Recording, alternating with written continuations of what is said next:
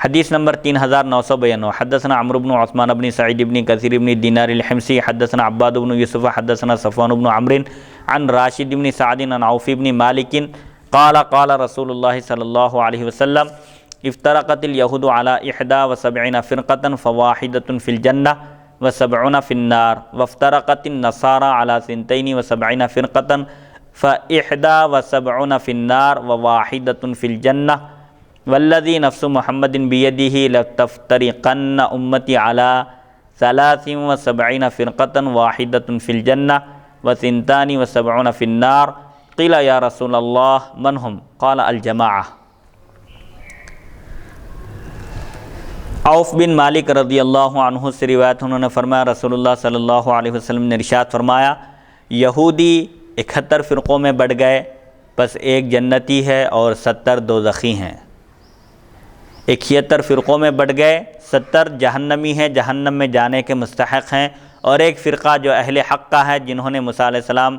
کی تصدیق کی، آپ پر ایمان لایا، تورات میں بیان کردہ احکام پر عمل کیا اور حق کے دامن کو مضبوطی سے تھاما، وہ جنتی ہیں۔ اور فرمایا کہ وافترقت النصارى، یہودی 71 فرقوں میں بٹ گئے، 70 جہنمی اور ایک فرقہ جنتی ہے، اور نصارہ 72 فرقوں میں بٹ گئے، 71 فرقے جہنمی ہیں اور ایک فرقہ جنتی ہے۔ قسم ہے اس ذات کی جس کے قبضہ قدرت میں محمد صلی اللہ علیہ وسلم کی جان ہے، ضرور میری امت 73 فرقوں میں بٹ جائے گی، ایک جنتی ہوگا اور 72 جہنمی ہوں گے۔ عرض کیا گیا یا رسول اللہ صلی اللہ علیہ وسلم وہ کون ہیں؟ ایک فرقہ جو نجات پائے گا، آخرت میں جہنم کے عذاب سے جو فرقہ محفوظ رہے گا، جنت میں جانے کا مستحق قرار پائے گا، وہ جماعت کون سی ہے، وہ فرقہ کون سا ہے؟ آپ نے فرمایا وہ جماعت ہے۔ اور بعض احادیث شریفہ میں ہیں، صحابہ نے پوچھا کہ نجات پانے والا فرقہ کون سا ہے، تو آپ صلی اللہ علیہ وسلم نے فرمایا ما انا علیہ و اصحابی، جو جماعت میرے اور میرے صحابہ کے طریقے پر گامزن ہے، عمل پیرا ہے، وہ جماعت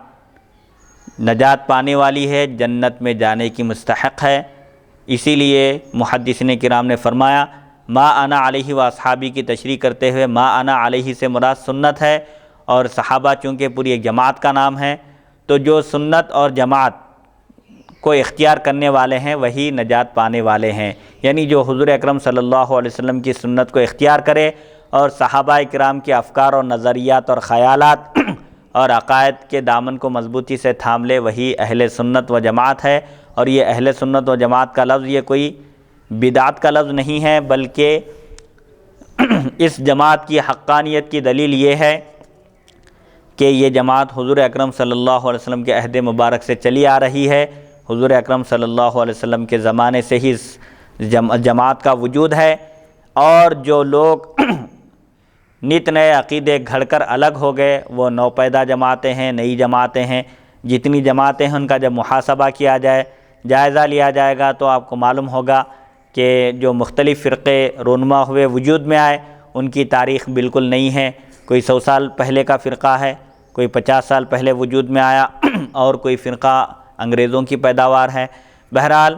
حضور اکرم صلی اللہ علیہ وسلم نے جس جماعت کی نجات کی بشارت دی ہے، خوشخبری دی ہے، وہ اہل سنت و جماعت ہے، جو قرآن اور حدیث کے مطابق عمل کرتے ہیں، اور صحابہ کرام کا جو حضور اکرم صلی اللہ علیہ وسلم کے تعلق سے جو عقیدہ تھا اور تعظیم اور احترام، جس طرح صحابہ کرام حضور اکرم صلی اللہ علیہ وسلم کا کیا کرتے تھے، آپ کی جیسی تعظیم کرتے تھے، صرف واحد اہل سنت و جماعت ہے جو حضور اکرم صلی اللہ علیہ وسلم کی تعظیم اور احترام اور آداب رسالت کے معاملے میں انتہائی محتاط ہے کہ وہ عین قرآن اور حدیث کے مطابق انبیاء کرام کی تعظیم اور احترام بھی کرتی ہے یہ جماعت، اور اولیاء کے تعلق سے بھی اس کا عقیدہ بالکل صاف ستھرا ہے کہ اولیاء اللہ کے مقدس اور مقرب اور محبوب بندے ہیں۔ اور یہ جماعت اس بات کو بھی ذہن میں رکھنا چاہیے کہ عبادت اور زیارت میں فرق ہے۔ عبادت صرف اللہ کی ہوتی ہے، عبادت کا مستحق صرف اللہ ہے، اور جو زیارت کی جاتی ہے اولیاء کرام کے مزارات کی، وہ زیارت ہے، اس میں بھی جو جہلاء ہیں ان کو طواف کرنے سے اور سجدہ کرنے سے روکنا چاہیے۔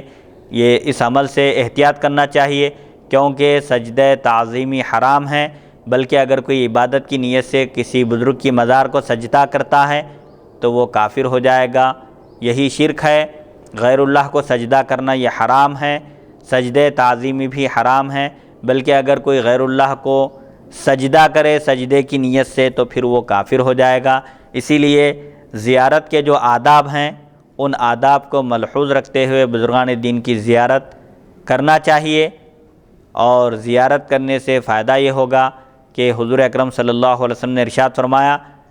کہ میں نے تم کو پہلے زیارت قبور سے منع کیا تھا،